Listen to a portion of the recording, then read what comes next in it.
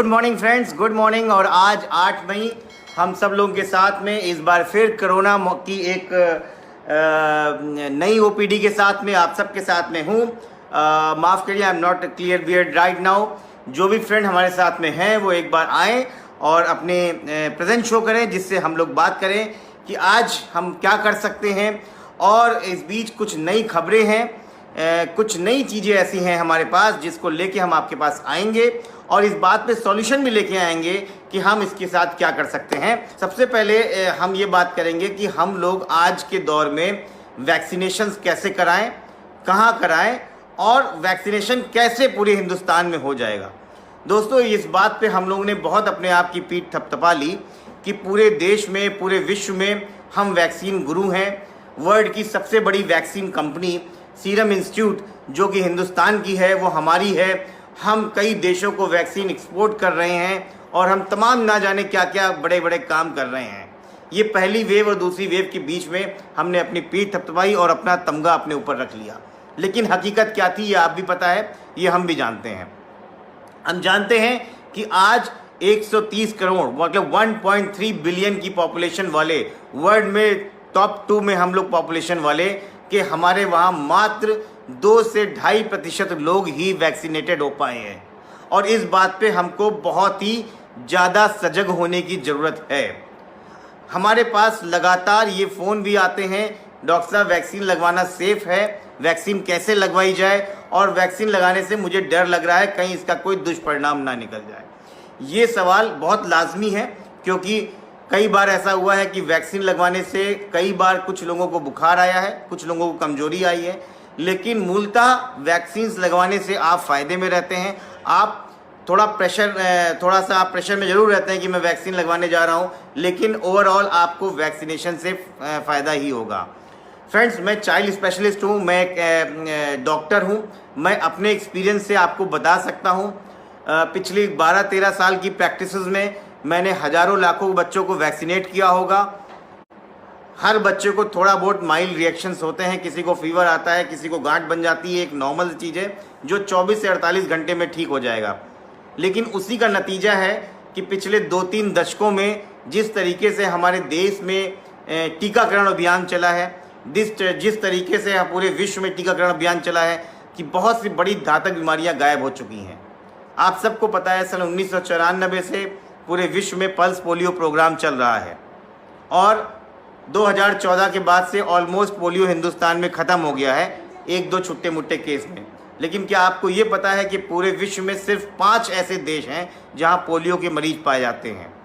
India, Pakistan, Zambia, 2 और south Africa की country है, मैं याद नहीं आ पा रहा हूँ, शायद एक मिडिल ईस्ट की है, तेहरान वगैरह, और एक कोई और है। सो 5 देशों के अलावा पोलियो कहीं नहीं है। और सन 94 से लेके लगभग आज 2022 में 21 में हम लोग बैठे हुए हैं, तो मोटा मोटा हम लोग के लगभग 26-27 साल हुए जा रहे हैं। 26-27 साल में हम पोलियो पे पूरी तरीके से कंट्रोल नहीं पा रहे हैं क्योंकि कहीं ना कहीं हमारी जो हेल्थ से रिलेटेड एजुकेशन के बारे में है उसमें थोड़ी सी कमज़ोरी रहती है। हम लोग अपने मतलब से बात को जानना चाहते हैं, बाकी हम लोग एक बड़े प्रॉस्पेक्ट में चीज़ों को नहीं जानना चाहते हैं। तो जिस तरीके से डोर टू डोर वैक्सीनेशन हुआ है, हम पोलियो को हटा पाए हैं, उसी तरीके से आज कोरोना से लड़ने के लिए भारत को और विश्व से कई कदम आगे बढ़ना पड़ेगा। और अगर हमने उस स्ट्रेटजी को नहीं ना पाया तो बेहद खतरनाक स्थिति में हम लोग पहुंच जाएंगे। हम सब जानते हैं कि कोरोना सेकंड की वेव अभी पीक पे नहीं पहुंची है और अगले कुछ समय में ये पीक पे पहुंचने वाली है। गांव देहातों में, कस्बों में, टाउन एरियाज में बुरी तरीके से कोरोना फैला हुआ है और लगातार कई हादसे होते चले जा रहे हैं। कैसे हमें करना है, एक छोटा सा मैं आपको उदाहरण दे दूं कि विश्व में जो वैक्सीनेशन प्रोसेस है वो बहुत तेज़ी से चल रहा है। विश्व की लगभग 130 कंट्रीज़ होंगी, लगभग 130-135 के अराउंड कंट्रीज़ होंगी। और हिंदुस्तान वैक्सीनेशन प्रोसेस में आप बता सकते हैं किस पायदान पे खड़ा है। आपको सुन के आश्चर्य हो गया, वैक्सीन गुरु के नाम से अपनी पीठ थपथपाने के बाद में हमारा वैक्सीनेशन में जो स्टेज है वो है 75। हम ऊपर से 75वें नंबर पे अपनी देश को वैक्सीनेशन कर पाए हैं। और हमारे इंडिया का वैक्सीनेशन परसेंटेज है 2.3%। मैं आ रहा हूँ अमित वर्मा जी, मैं कई सवालों के जवाब भी दूंगा आपके, और बिना आपके सवाल दिए मैं यहाँ से नहीं जाऊँगा।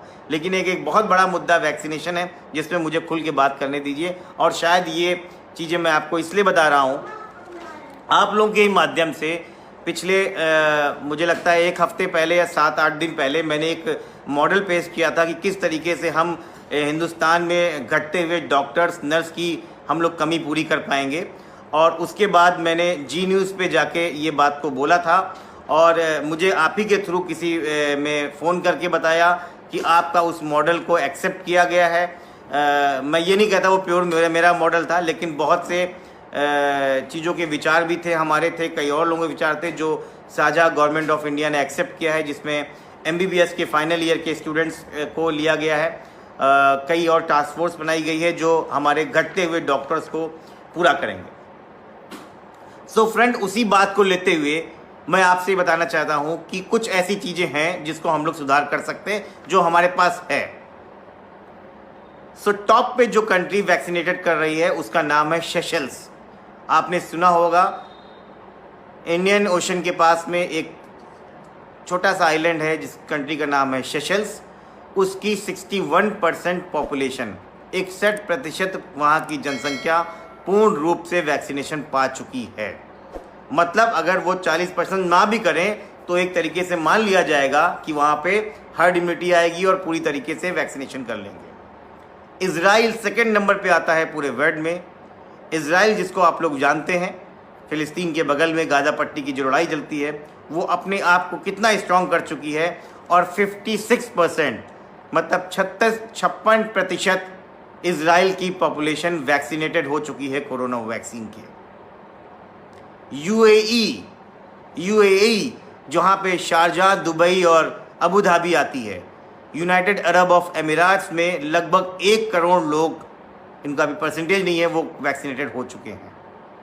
सेंट मैरिनो में 32%, बहरीन में भी हमसे ज़्यादा 34%, यूके, यूनाइटेड किंगडम जिसमें स्कॉटलैंड, इंग्लैंड, आयरलैंड आता है, ये 24% हमसे करके देश में विश्व में 8वें स्थान पे हैं और यूनाइटेड 9th पोजीशन पे है। भूटान जैसा देश भी हमसे ज़्यादा वैक्सीनेशन कर चुका है प्रतिशत के हिसाब से, और हमारा नंबर 75वां है। हमको सोचना पड़ेगा फ्रेंड्स। आज की डेट में, आज 9 मई को हमारे पास लगभग 16 करोड़ लोग वैक्सीनेटेड हो चुके हैं, ऐसी गवर्नमेंट ऑफ इंडिया कहती है। अब जिस वेव की, थर्ड वेव की बात की जा रही है और कैसे उस वेव को रोका जाए, मैंने एक छोटा सा उस पर एक मॉडल बनाया है। मैं आपको चाहूँगा कि अगले 1-2 मिनट में हम उसको कंप्लीट करें। फ्रेंड्स, अभी जो चाहिए, जो मेरा मानना है कि पूरी हिंदुस्तान की गवर्नमेंट में, मतलब प्राइम मिनिस्टर ऑफिस से लेके आपके पार्षद तक, जैसे मैं जिस वार्ड में रहता हूँ उस वार्ड के पार्षद तक, पूरे एडमिनिस्ट्रेशन को 2 पार्ट में करना चाहिए और कंप्लीट लॉकडाउन 21 दिन का आपको लगाना चाहिए। अमेरिका ने 100 दिन में, बिडेन प्रशासन ने 100 दिन में 10 करोड़ वैक्सीनेशन लगाए हैं।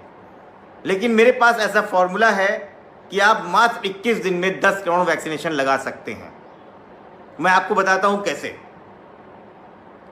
जब हम पूरे प्रशासन को 2 फाड़ में कर देंगे, एक फाड़ इस पूरे लॉकडाउन में एडमिनिस्ट्रेटिव पॉलिसी देखेगा, मतलब जो भी लोग जहां पर हैं उनको राशन मिल रहा है कि नहीं, उनको पानी मिल रहा है कि नहीं, उनको विस्थापन ना हो जिस प्रकार के पहली वेव में देखा, उनको खाने पीने की व्यवस्था, उनको दवाई और मर्ज की व्यवस्था, उनको ऑक्सीजन की व्यवस्था, जो नॉर्मल एडमिनिस्ट्रेशन करता है वो उस पर काम करे और सख्ती से काम करे। इस लॉकडाउन को 21 दिन के लिए फॉलो किया जाए। जो दूसरा प्रशासन का हिस्सा है वो पूरा वैक्सीनेशन में लग जाए।